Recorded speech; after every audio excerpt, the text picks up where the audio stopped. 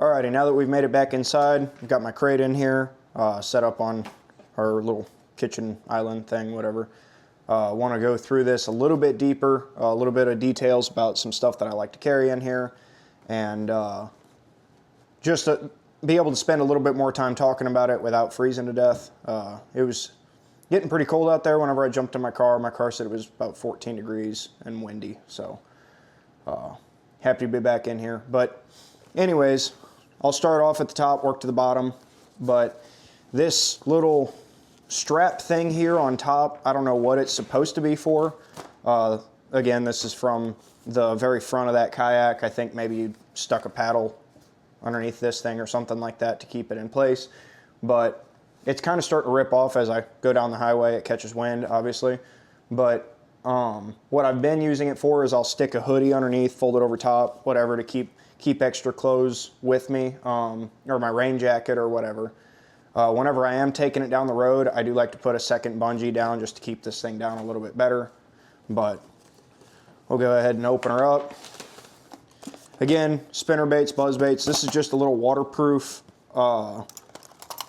Tupperware container. It actually works really good. Like, got this little buzzard from LS Lures and a bunch of spinner baits in here.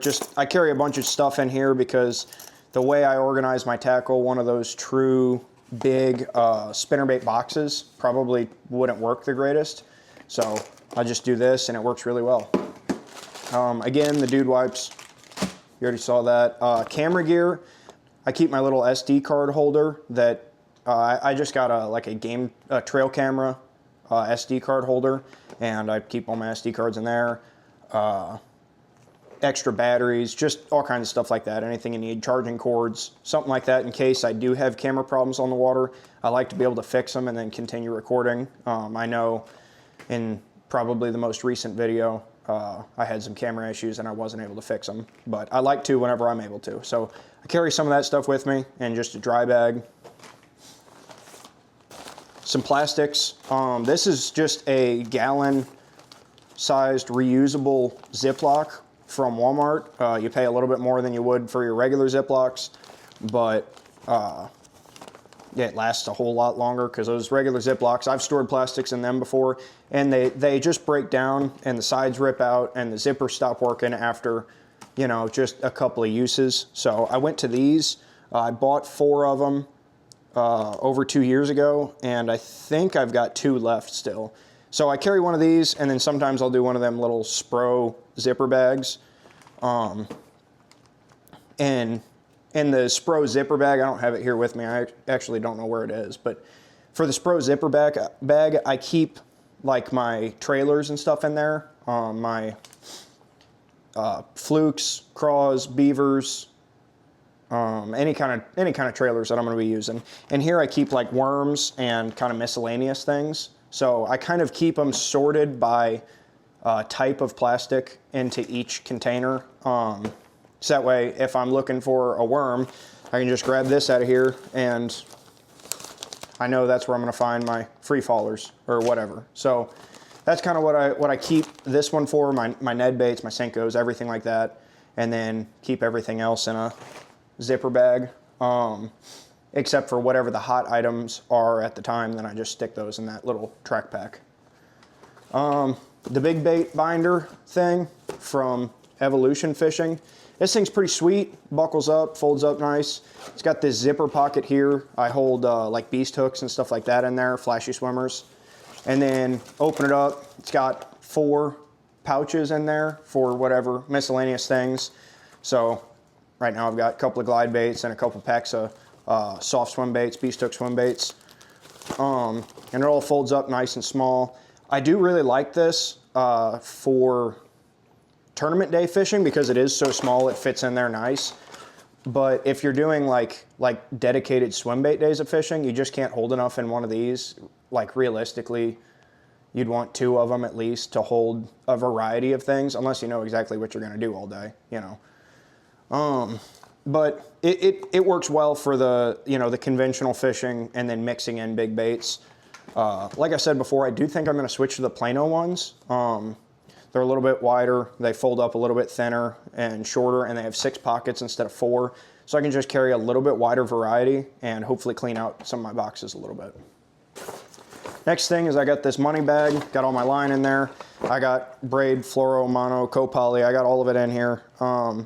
What I think I'm gonna do next season, well, for one, this zipper ripped off, but what I think I'm gonna do next season is keep one of these in my car with my braid and my like mainline fluoro and co-poly, and then only carry, you know, 2 or 3 spools of leader material with me of different sizes, you know. And so that way I don't have to carry this whole big thing, and I can just leave most of it in my car, because realistically, if I backlash something bad enough to where I don't have enough line to continue fishing, or if I, you know, go to pop fluoro, slingshot fluoro off and it out of a snag and it breaks off and I can't make a cast, I'm not gonna sit there and strip it all off and then re-spool it unless I absolutely have to.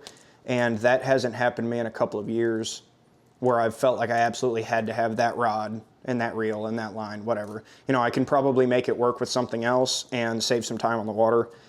So the plan will be to carry, you know, 8-pound co-poly for my spinning rods, 15-pound for some of my lighter casting rods, and then up to 20-pound for my jig rod and stuff like that.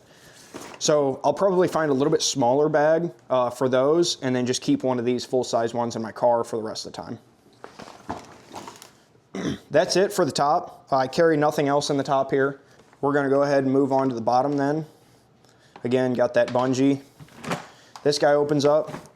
At first, whenever I first built this thing, I didn't have this rope here. So whenever this thing would open, it would slam all the way back, and I would dump stuff out. It would put a lot of stress on these hinges, because these hinges are just holes drilled in it with zip ties. And I'll show you that closer here in just a moment. But whenever this thing would slam back, it would put a lot of stress on everything. So just did this with a carabiner to a rope, and then the rope's tied to your holes up here. So I'm gonna start from this side to that side and kind of show you my trays here, what I like to keep in them. This is the Plano Edge 3700 terminal. It's the thin version. I got frost all over it because I just pulled it in from outside. But if you guys haven't seen these, they're pretty sweet. They've got these little compartments for all of your different stuff. They've got ones with lids, ones without. And I keep all of my terminal in here, even spare like O-rings and stuff like that.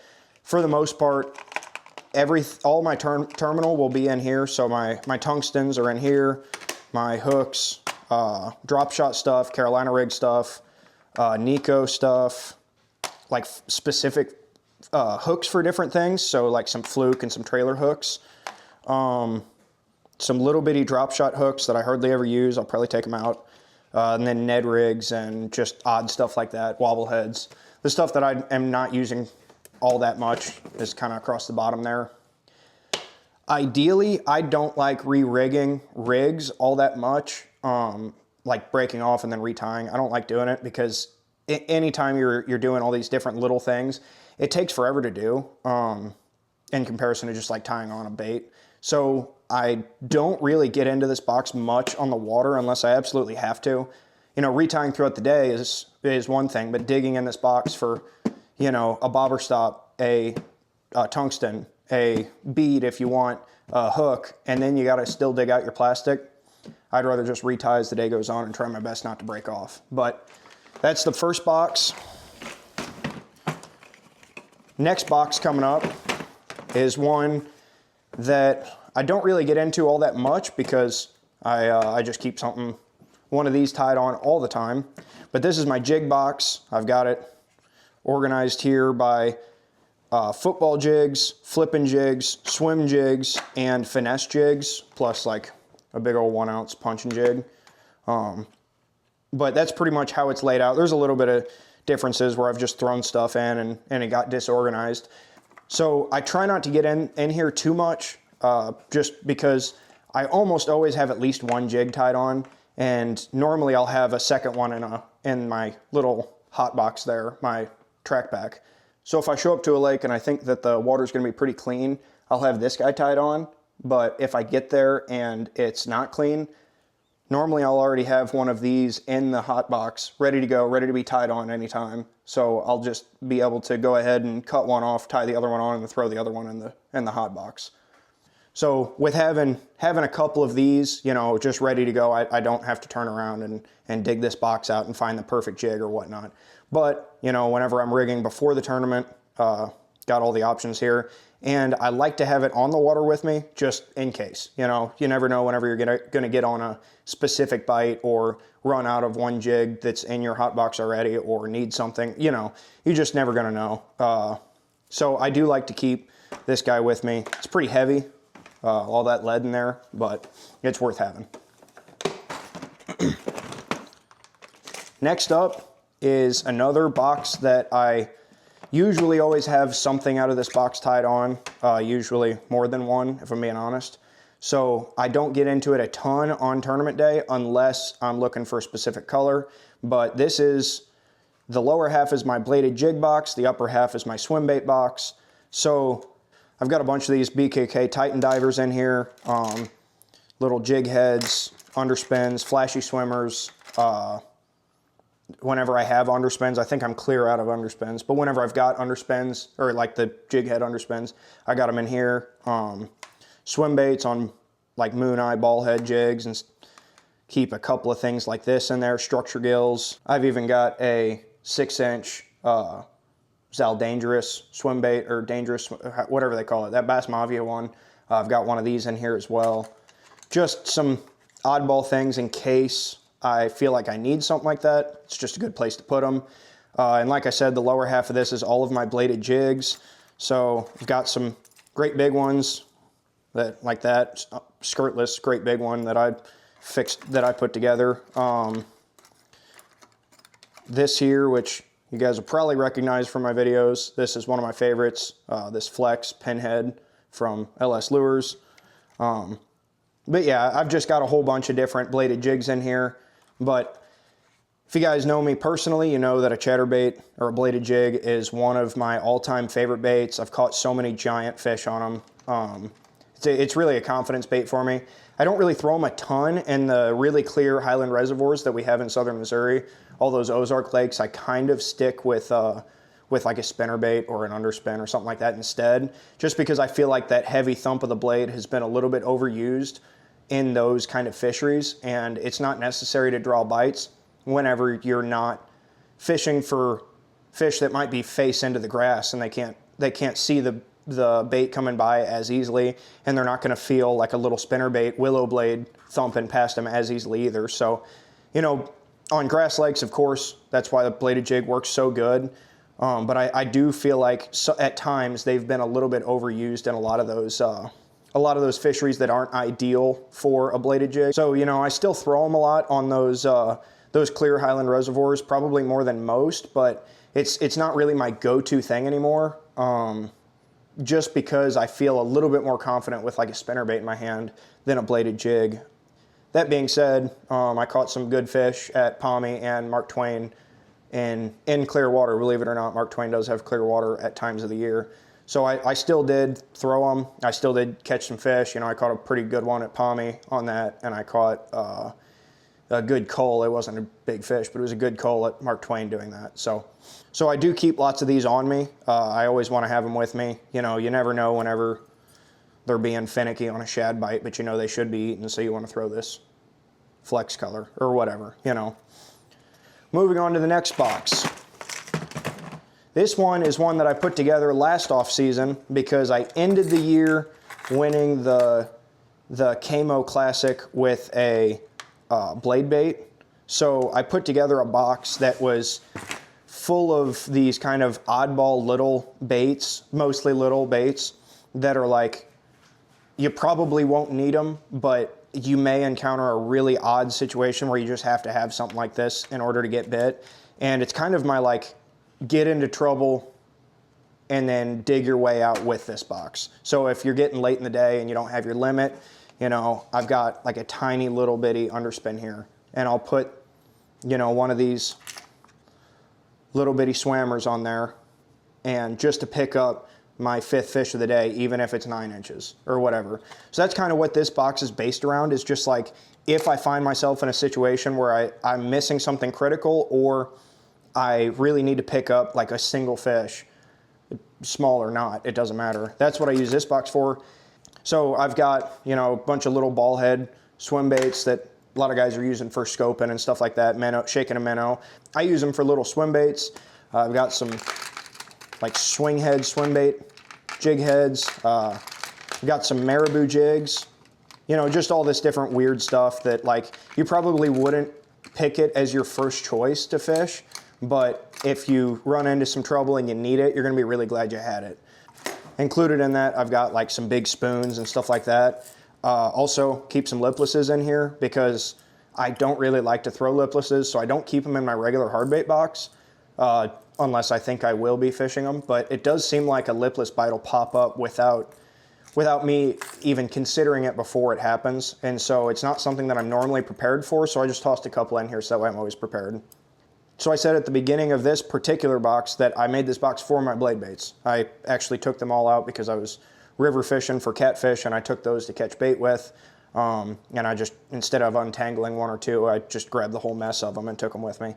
But this was kind of like based around the idea of carrying a blade bait everywhere, or several blade baits everywhere. And then I just built the whole box based off that theme. Really big fan of it. I didn't have to use it very much this year, which I'm super grateful for because ideally I'll never dig into this box. But it was really nice to have just for like a peace of mind that like almost any lake in Missouri, you know, other than maybe Mark Twain after a big rain, just because it's too muddy. You know, if you're really struggling to get bit and you can't seem to find fish, or you know you're around fish and you can't get them to eat, a tiny little swammer like that on like an 1/8 ounce to a 1/4 ounce jig head, that's just going to get bit. Like, get up shallow, because there's a population of fish, usually small, but there's a population of fish that stay shallow year round because they're just too afraid to move out into the big water, it seems like. So get up real shallow in the very backs of pockets, and even if the water temp is 45 degrees, you're probably going to find some little 9 inchers that'll eat this, and they can be a limit saver. So this box came about because, you know, I used to fish out of boats a lot more, bass boats and john boats, and then whenever I would go kayak fishing, I'd just grab like my square bill tray, or if I wanted the medium divers, the deep divers, or whatever, I would just grab a crankbait tray, and then, you know, if I grabbed a deeper crankbait tray, I might throw in a square bill or two to have them with me. But in general, I just kept all my different depths of crankbaits separate in these different tackle trays. And in a boat, that was fine, but in a kayak, it just didn't work because you have so limited space. So whenever I was preparing for the 2025 season, you know, last winter, whenever I was sitting around with skim ice on all the lakes and I didn't know what to do, I put together a crankbait box where it had a little bit of everything, and then I change it out like seasonally. So in the spring, I have a lot of like red cranks. In the fall, I would go to primarily shad cranks. In the winter, you know, you got some flat sides. Throw some jerk baits in the wintertime. Summertime, throwing a lot of citrus shad, stuff like that. So I kind of started this as like my general crankbait box, and then whenever I'm storing them and on like a shelving unit that I've got in the other room, I'll have all my square bills in a square bill box. I'll have all my rock crawlers and firetail craws and wiggle warts. I'll have all of those in like their own box together because I've just got so many of them. Same thing with liplesses and jerk baits and deep cranks and medium cranks, whatever. I keep them all in separate boxes until it's time to go to a tournament where I don't know what I'm going to get into. So I just put together a box that seems like it will work, and then have a lot of different options within that box. So that's what this turned into, is just my kind of like general hardbait box. If I really think that there's going to be like a really good square bill bite wherever I'm going, I'll put 4 or 5 square bills in here for practice or whatever, and then I'll leave the square bill box in my car, so that way at least I've got them there and I can go and change them out if I really have to, or grab more or whatever. That's especially important in practice, because if you're practicing and you're getting bites on a certain bait and then you lose that bait, you know, if you left them all at home because you didn't know, then it turns into trouble really quick, because then you're scrambling to get to a tackle shop to try to buy another one or trying to make something work. So this is my general crankbait box, and then I'll have specific crankbait boxes for my different styles outside of that. But this works really well this season. I'll probably keep it the same next season, just have a general box that I change out. You know, I don't change it monthly, but it's probably close to it. Just whenever I know I'm going to go to a Clearwater lake, I'll stock up on Clearwater crankbaits or Clearwater colors, you know what I mean? And because I don't throw a lot of liplesses or jerkbaits, I normally just toss a couple in here whenever I think I might use them. But I don't really keep it stocked with those kind of things, just because I don't really enjoy throwing either one of them, if I'm being honest. Not because they don't work, I just don't really like them. Moving on to the last box. This box is the one that changes the most throughout the year, probably. Because this is kind of a general box, but for now it's topwaters. Obviously it's December now, but whenever I was fishing last, it was like late October, and so there was still a topwater bite going on, as you saw from my last couple of videos. So I kept all the topwaters in here, and I wasn't changing them out for jerkbaits yet. But now that it is wintertime and we're going to be coming into spring next, I will probably change out, I'll probably take out all of these baits, fill it with jerkbaits, probably a couple Huddlestons, and like mag drafts or something, like, you know, them cold water baits that just seem to excel in that like 35 to 50 degree water temp. And these guys probably won't be going back in here until, you know, late spring for the most part. Maybe a popper in earlier spring.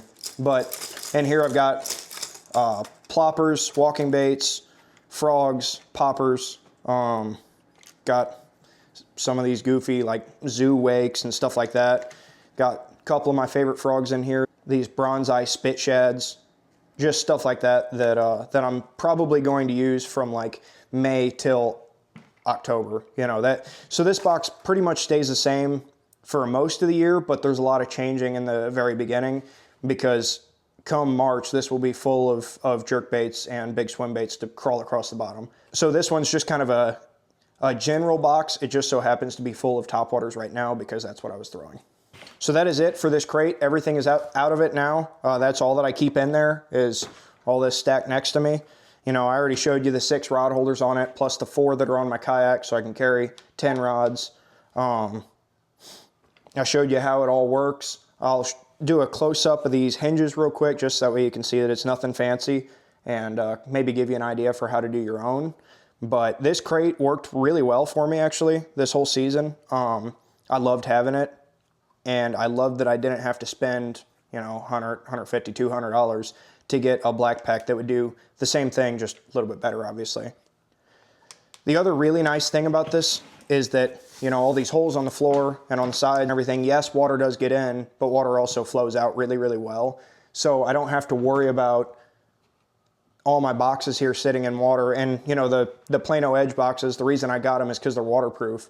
So if you've got water flowing in and out and you've got waterproof boxes, you don't really got to worry about it. Whereas if you've got a waterproof crate and it's going to hold water in after it rains or something like that, and you leave the lid open, and even with these waterproof boxes, you know, you hold them submerged long enough and they're going to end up filling up with water, or not filling up, but leaking a little bit.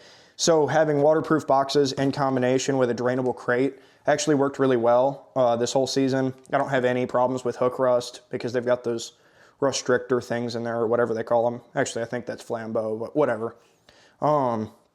They've got rust-proof little dehydrators inside of these trays, so you don't really have that kind of a problem. It protects your equipment, and I actually never had an issue with this thing all season, other than one time my bungee got stretched out, as you can see there probably, and the top flipped open and I lost my headlamp. But other than that, it performed well all season.